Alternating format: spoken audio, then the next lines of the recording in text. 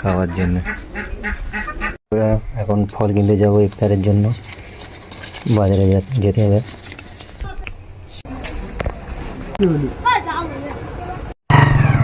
করতে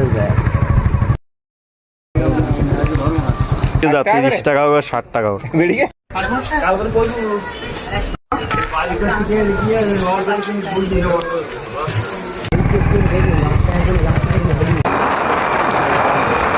কখন ইফতার হবে দোয়ার দানি সব বলে দিচ্ছে দেখুন, আর আমি সুযোগ করতে।